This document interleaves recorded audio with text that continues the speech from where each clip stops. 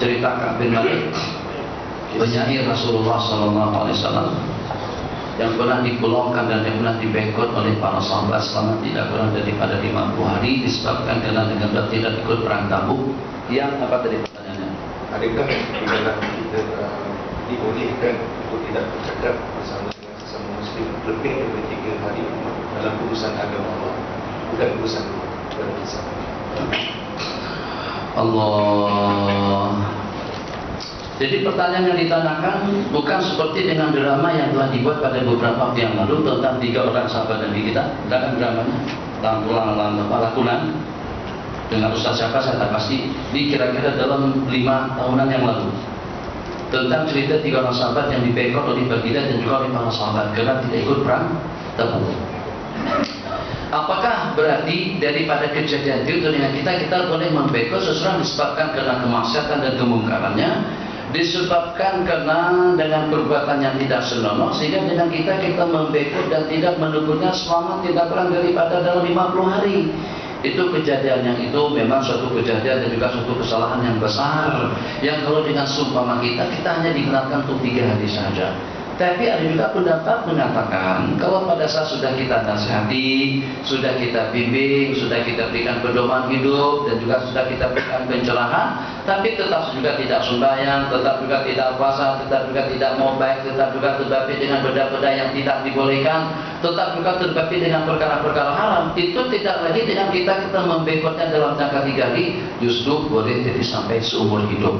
Itu atas pertimbangan dan ijtihad daripada individu yang berkenaan. Mungkin saja kalau ternyata berkesan dengan cara dibekot seperti itu, kita bekot.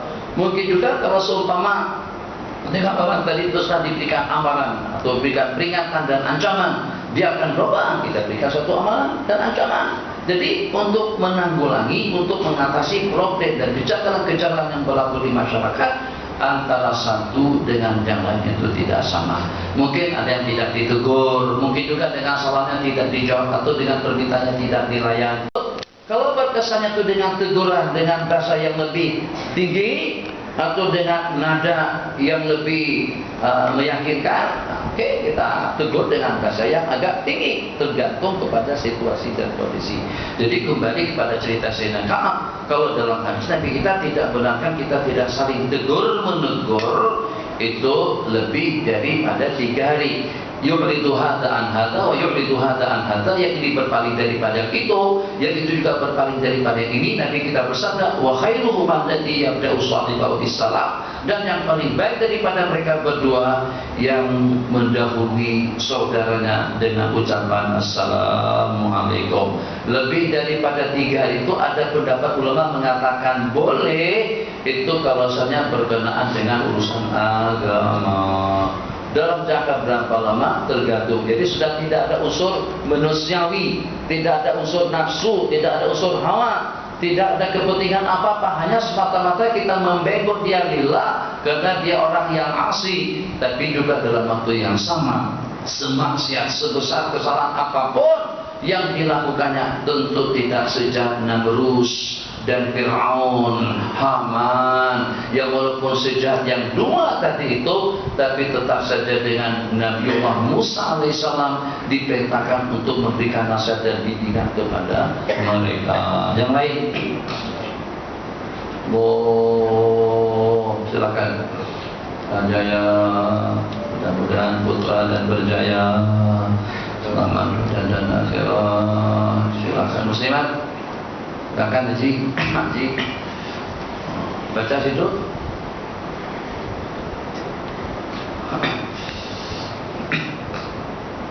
Coba baca memang. Baca. Bismillahirrahmanirrahim. Bismillahirrahmanirrahim.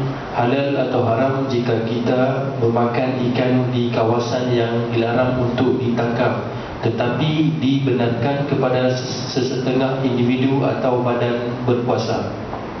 Halal atau haram? Halal atau haram jika kita memakan ikan di kawasan yang dilarang untuk ditangkap, tetapi dibenarkan kepada sesetengah individu atau badan berkuasa? Bagaimana tuh kira-kira seperti itu? Tolong pangkur Di Pangkur, ikan-ikan, karena sampai ke Pangkur, Pulau Pangkur. Tuh kalau kita bawa roti saja, sampai ke kawasan itu, buang saja roti ikan, ribuan ikan. Tapi banyak ikan di situ tidak boleh ditangkap. Tapi ada pihak-pihak tertentu yang boleh menangkap. Bahkan yang boleh memakan dan menikmatinya. Itu bagaimana? Jadi pertama, apakah kira-kira haram hukumnya kalau pada saat daripada pihak kerajaan membuat peraturan yang semacam itu? Misalnya seperti di Bogor kawasan Istana Bogor yang punya Bung Karno, Presiden Indonesia yang pertama, itu ada terdapat lebih daripada sekian ribu, bukan satu, ribuan ekor rusa. Itu pada sesiapapun tidak boleh menangkap, memburu atau juga menyembelihnya. Tapi kepada orang-orang tertentu dibolehkan.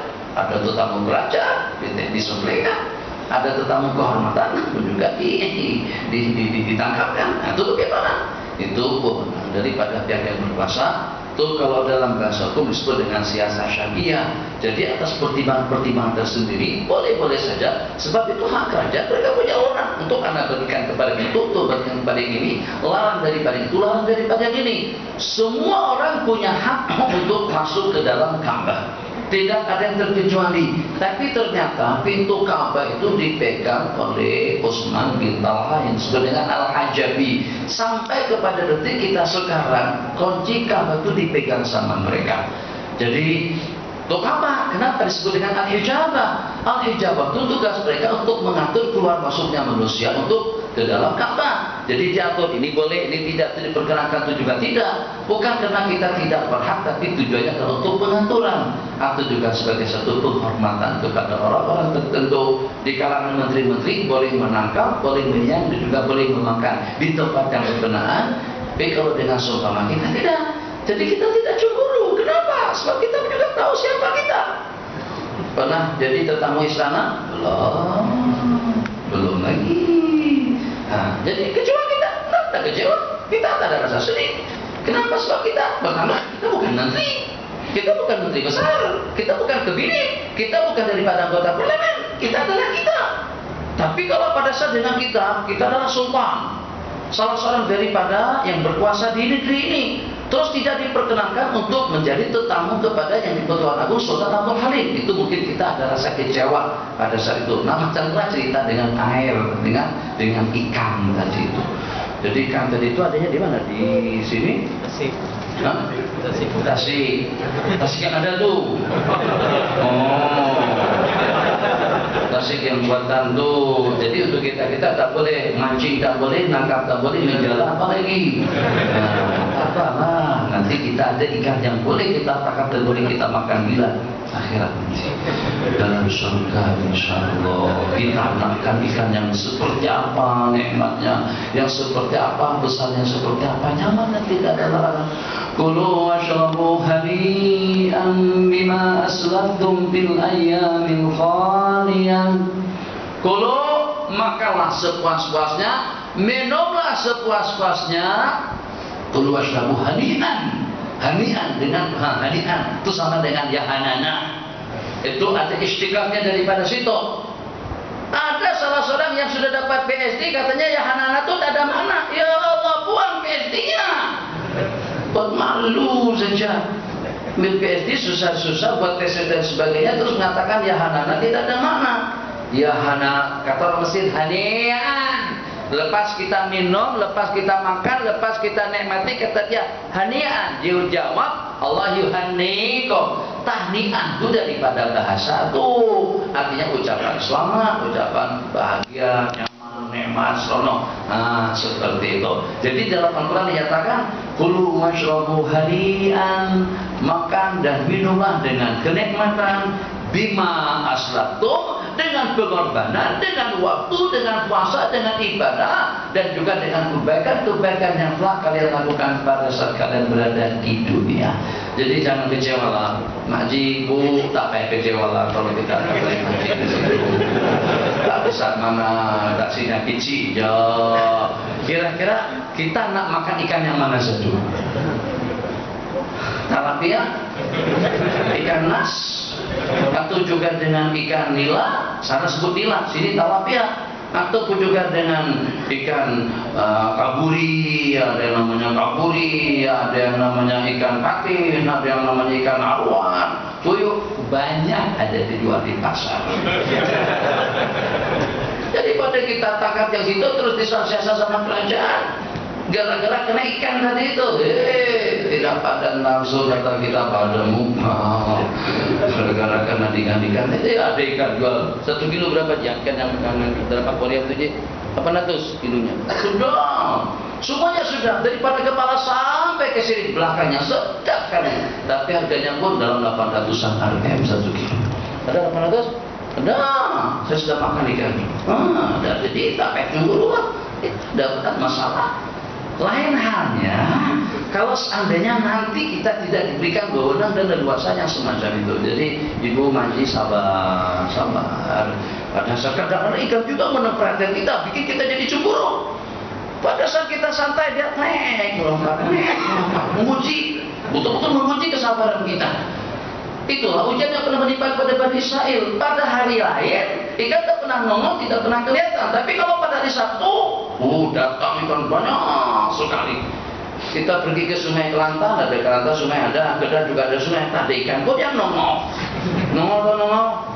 Lompat. Bukan, timbul. Lompat juga. Nongol juga. Nanti tidak pernah nongol, maksud tak pernah kelihatan langsung, tak pernah nongol di pengajian, tak pernah kelihatan di pengajian atau di majelis ilmu. Jadi yang paling mencabat itu macam itu.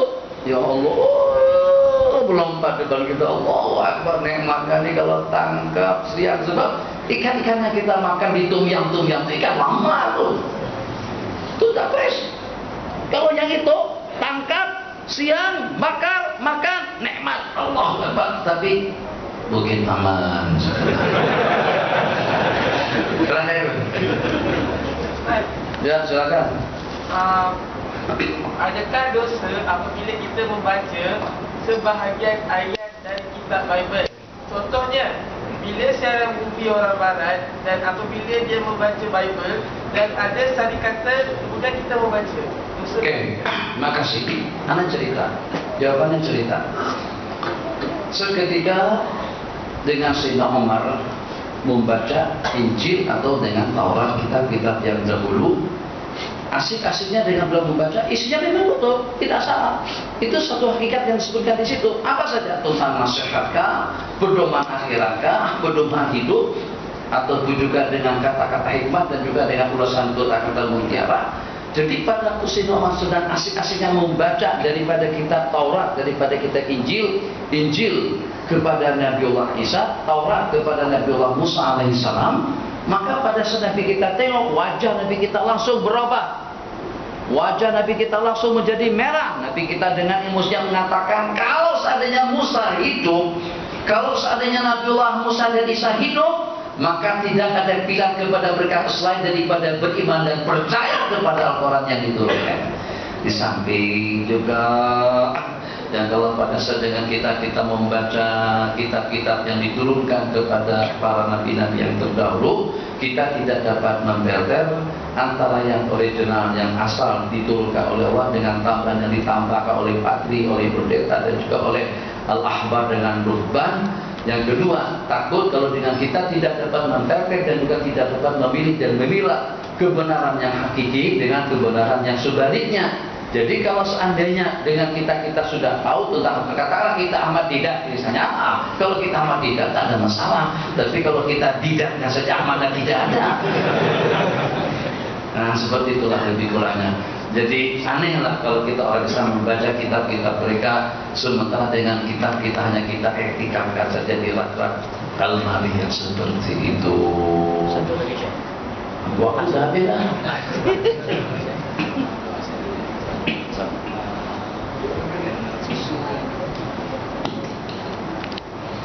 Dengan susu anak yang bawah 2 tahun, jikalau dia menghisap susu ibu, kalau tumpah kita basuh dengan air, kita lap saja boleh. Kalau pakai baju kita boleh atas sebenarnya. Sekiranya misal susu tepung, bagaimana tu Encik?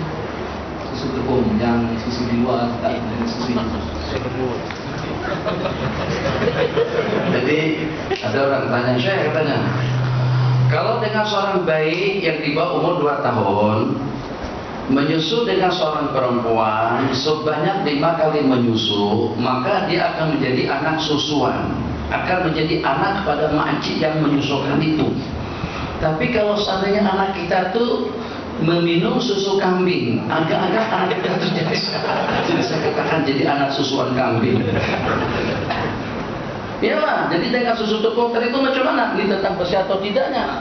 Kan susu tepung, cara membersihkannya, kan susu bersih. Susu tepung itu tepungnya bersih atau tak bersih? Kalau tepungnya tak bersih, susunya pun juga tidak bersih. Jadi pertama, susu-susu tepung yang kita minum itu ternyata kalau terbukti dan kita temukan ada campuran dengan bahan kimia yang tidak bersih, jelas tidak boleh dikonsumsi dan juga tidak boleh diminum. Tapi kalau ternyata tidak terbukti seperti itu, kita kembali kepada kaidah asal. Kaidah asal mengatakan an-aslu fil asya' al-ibahah atau at-taharah, pada hukum asalnya bersih, pada hukum asalnya boleh. Jadi macam itulah, ya katakanlah dengan seumpama kain, dengan seumpama pakaian, dengan seumpama minuman, seumpama makanan, dari berbagai jenis makanan tumbuh-tumbuhan yang ada di hutan, itu pada dasarnya boleh dimakan kecuali yang ada larangan khusus daripada nas itu ada Quran dan hadis, ataupun juga kalau seandainya membahayakan, ada racunnya, membahayakan, mungkin akan menyakitkan, akan memberikan kesan negatif kepada orang yang memakan dan yang meminumnya. Jadi ada suatu penemuan baru jenis minuman, kita tidak pernah tahu jenis minuman tadi itu, tapi campuran daripada berbagai jenis boleh diminumkan selama tidak memudaratkan, boleh. Jadi kalau saya terkena pakaian, susu yang pertama bersih, campurannya pun juga dicampur daripada jenis-jenis yang bersih. Kalau saya tidak kita basuh, tidak kita cuci, tidak ada masalah. Tapi mungkin hanya perasaan saja. Jadi misalnya katakan saja dengan ibu-ibu yang bersusuan, kadang-kadang pada saat air susu terbiar lama, dia keluar baju basah, jadi ada bepulau situ, nampak seperti Langkawi, seperti bola putih. Jadi secara hukum tak masalah, kita bawa aja baju itu ke masjid, sembahyang Allahu Akbar di rumah, kan di masjid tak ada masalah. Tapi kita segan, atau kita minta maaf dengan bahasanya lagi, kalau pada itu dengan kain terpancung air suci, kalau dengan bahasa di sana itu dengan sperma, dengan air mani bersih. Jadi katakan saja tidur, asalkan tidak ternodai dengan mazi yang keluarnya sebelum keluar air mani, meleleh dari situ. Paham dari situ, paham? Nah, meleleh dari situ, itu najas. Kalau itu tak ada, yang ada itu air pancung. Air pancung juga, air pancung kan? Air pancung kan? Nah, itu saja, yang ada air pancung saja, atau air suci saja. Itu macam mana? Jadi kelihatan betul di kain. Yang kain gajah duduk situ, tuh gajah duduk, gajah berdiri, gajah berbaring itu ada kelihatan seperti bentuk pulau kah, seperti bentuk Langkawi kah, seperti bentuk kapal kah. Yang walaupun secara hukum boleh, tapi membuat orang di belakang tak akan menusuk, tengok ya Allah benar sih. Bahkan pakai kainnya tuh tak ada air. Nah, oh iya, memang kita pada musim kemarau panjang semalam tuh tak hujan-hujan. Tadi itu kita tak minta, coba tengok masya Allah. Allah dah uji kita.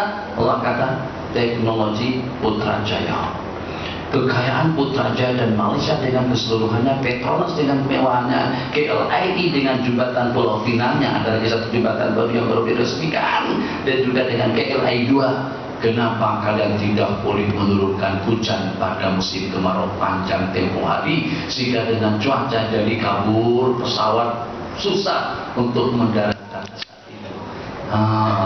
Hanya pada saat itu, seingat saya pada masa kita di masjid, jadi pada waktu itu satu karena dengan MS 3370, yang kedua karena sudah lama kita tidak hujan, hanya dalam beberapa rintihan hati saja. Memang betul-betul kita khusyuk pada masa itu, berdoa khusyuk dan menangis buat imamnya.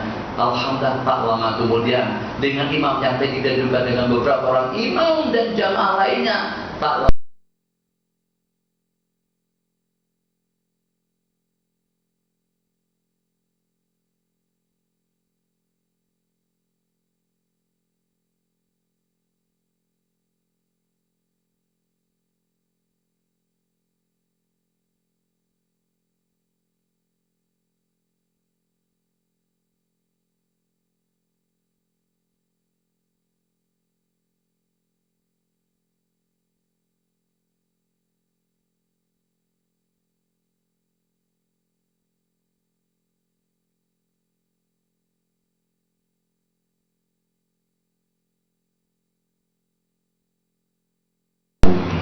Subhanakallahumma wa bihamdika asyhadu an la ilaha illa anta astaghfiruka wa atubu ilaik. Rabbana atina fid dunya hasanah wa fil akhirati hasanah wa qina adzabannar.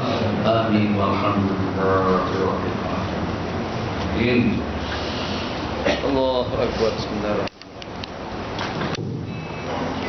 Jazakallah khair katsiran.